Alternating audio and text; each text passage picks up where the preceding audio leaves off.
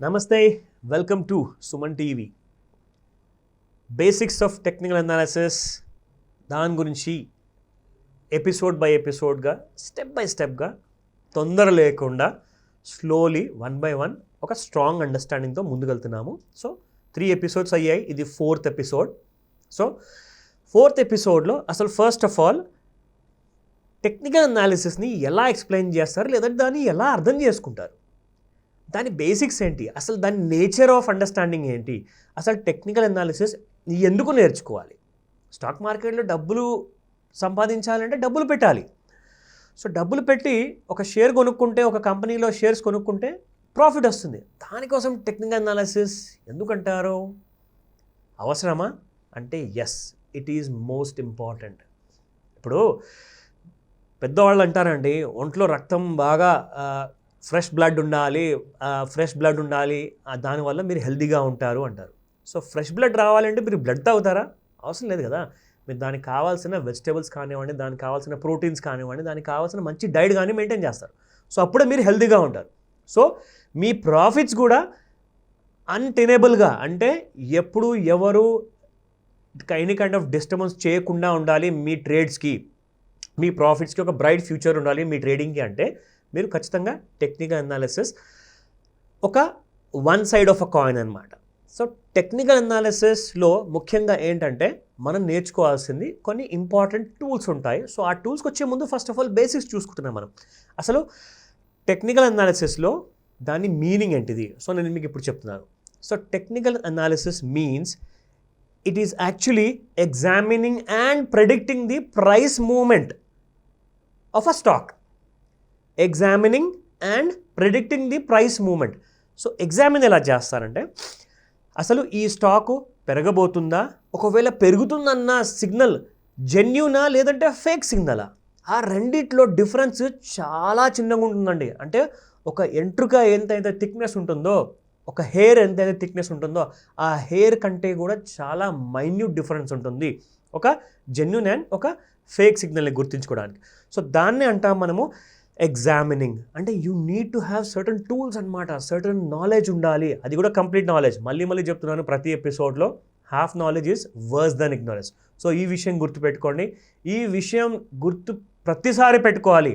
గత 20 ఏళ్ళ పైన అయిపోయినా కానీ, ఆర్ 30 ఏళ్ళ పైన అయిపోయినా కానీ, Rakesh Jhunjhunwala are the most favourite world's biggest investor Warren Buffett గారు కానివ్వండి, ఒకటే మాట అంటారు, always have full knowledge, not to race ahead with half knowledge.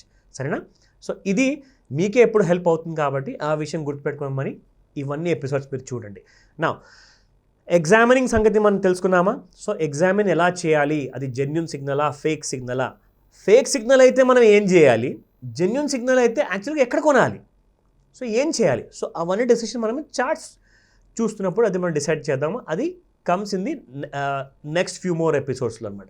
So దానికంటే ముందు ఎగ్జామిన్స్ ఎలా చేయాలో మనం తెలుసుకున్నాము. రెండవది అసలు ప్రెడిక్టింగ్ ఆఫ్ ప్రైస్, అది ఎలా పాసిబుల్ అండి? ఒక నెలలో ఇంత పెరుగుతుందా, ఒక వారంలో పెరుగుతుందా, ఒక సంవత్సరంలో పెరుగుతుందా ఒక స్టాక్ ప్రైస్? అది ఎలా ప్రెడిక్ట్ చేయాలి? సింపుల్ అండి, చాలా సింపుల్, చాలా ఈజీ. దానికి కావాల్సిన ఇండికేటర్స్ మీరు వాడారనుకోండి, ఆ ఇండికేటర్స్ ద్వారా మీకు ఆ ప్రైస్ ప్రెడిక్షన్ అనేది వచ్చేస్తుంది. ఆ కన్సాలిడేషన్ ప్యాటర్న్ ఉంటుందా, ఆ డిస్ట్రిబ్యూషన్ ప్యాటర్న్ ఉంటుందా, స్టాక్ ఎందుకు పైకి వెళ్ళట్లేదు, ఎందుకు చార్ట్ అప్ సైడ్ మూవ్మెంట్ కనిపించట్లేదు, కిందికి వెళ్ళే ముందు స్టాక్ ఎక్కడికి వెళ్ళకుండా అక్కడే సైడ్ వేస్ మూవ్మెంట్ అను ట్రేడ్ ఎందుకు అవుతుంది? సో ఆ ప్యాటర్న్ని మనము అసలు ముఖ్యంగా మనం చూసుకుంటే ఒక బుల్ ప్యాటర్న్ అనుకోవాలా, బైర్ ప్యాటర్న్ అనుకోవాలా? సో ఈ ప్యాటర్న్స్ గురించి మనం ఇంకా రాబోయే ఎపిసోడ్స్లో తెలుసుకోబోతున్నాం. సో దానికంటే ముందు ఏంటంటే ఎగ్జామిన్ అండ్ రెండోది వచ్చేసేసి ముఖ్యంగా మనం ప్రైస్ ప్రిడిక్షన్. సో ఆ ప్రైస్ ప్రిడిక్షన్ కూడా మనం ఎలా చేయగలుగుతామో చాలా ఈజీ చెప్పాను కాబట్టి అంతే ఈజీగా ఉంటుంది హోంవర్క్ కూడా. సో ఆ హోంవర్క్ కూడా మనం రాబోయే ఎపిసోడ్లో నేర్చుకోబోతున్నాము. బట్ దానికంటే ముందు ఇంకో కొన్ని ఇంపార్టెంట్ పాయింట్స్ మీకు చెప్పాలి, how to understand technical analysis. So ఇందులో మనం ముఖ్యంగా చూసుకుంటే హిస్టారికల్ ప్రైస్ చాలా ఇంపార్టెంట్ అండి. హిస్టారికల్ ప్రైస్ అంటే ఫర్ ఎగ్జాంపుల్ మీరు as a long term investment అంటే ఇప్పుడు ఒక లాంగ్ టర్మ్ ఇన్వెస్ట్మెంట్ డ్యూరేషన్ మనం చూసుకుంటే ఒక 1 year ఉంటుందండి. 1 year మాత్రమే ఉంటుంది. ఇలా చూపించాను కానీ ఇలా చూపిస్తున్నాను, మళ్ళీ 1 year మాత్రమే ఉంటుంది.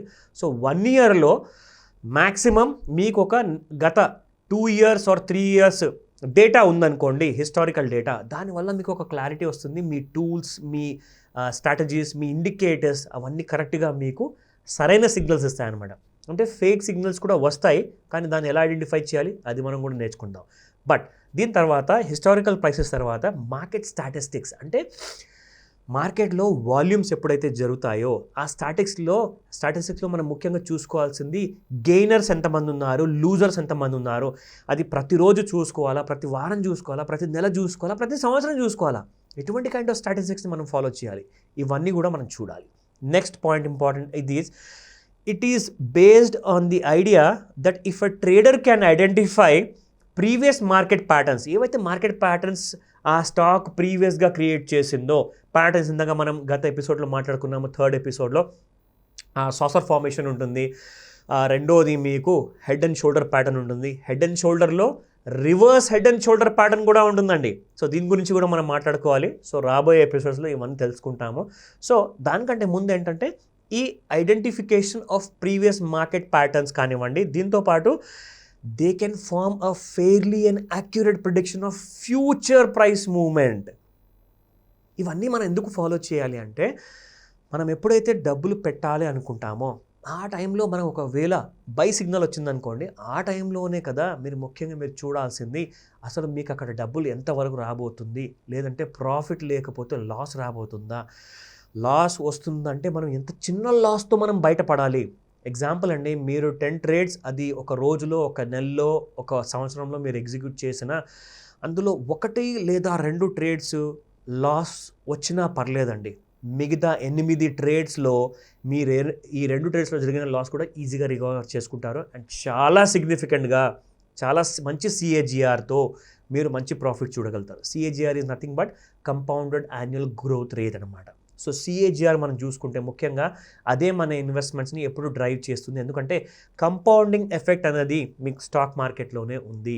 టెక్నికల్ అనాలిసిస్ వల్ల అది సాధ్యం. అది నేను మీకు చూపిస్తాను. సో జస్ట్ మీరు wait and watch. So I'll give you more details. రాబోయే ఎపిసోడ్స్లో టెక్నికల్ అనాలిసిస్ బేసిక్స్ స్టార్ట్ చేసే ముందు ఇంకా కొన్ని జాగ్రత్తలు ఏవైతే ఉంటాయో అది నేను మీకు తప్పకుండా నేర్పిస్తాను. So thank you very much.